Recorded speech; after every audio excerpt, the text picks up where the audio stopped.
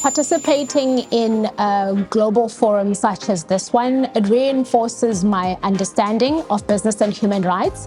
It also alerts me to other critical human rights issues that are happening in other sectors.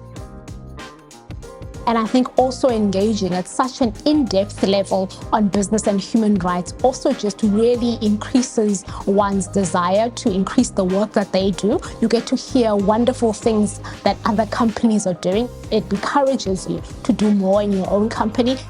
It really increases the impetus for us as companies to really do more when it comes to business and human rights.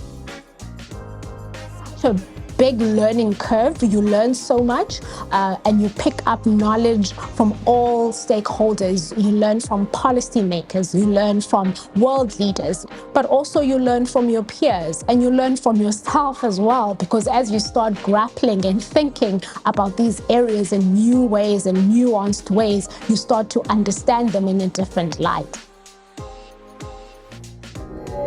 We are an impact company that sells chocolate. What we mean by that is that we use our chocolate as a means to an end to achieve positive impact. Profit, people and planet can actually go hand in hand. I will share with you one business challenge that we have faced and how we have overcome that as Tony's Chocolonely. From the very beginning, we have faced the issue of child labor in our supply chain. We have implemented a system, the so-called Child Labor Monitoring and Remediation System. That means we find the cases of child labor, but not only that, we afterwards can remediate them, so we can solve them. This is how we've overcome that challenge, and we see that progressing year on year. Not only are we transparent about the fact that we have child labor in our supply chain, but on top of that, we also share how these cases can be closed and remediated. We go down to 4%, so roughly 1 in 20 children. So yes, child labor still exists, but we can solve it.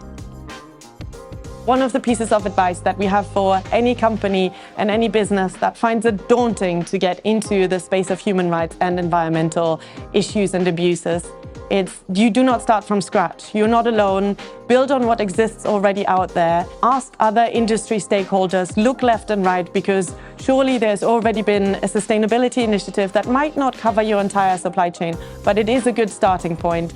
Collaboration is key.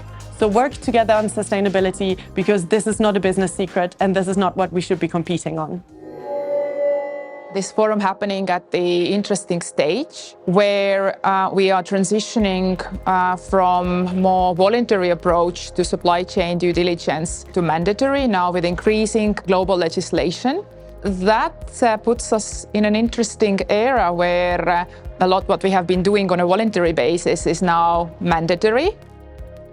The big question is how can we approach it smartly with a smart mix of measures that we would not end up doing and implementing good practice for compliance only, but leaving that space for innovation that comes from voluntary approach of doing things. So it has to be balanced very right with the policy instruments, but also with the active engagement and collaboration with stakeholders rather than confrontation. So we are here, there in trying to bring the positive net impact on the ground and not creating more space for compliance and tick boxing. You know, finding that compass and way to navigate further.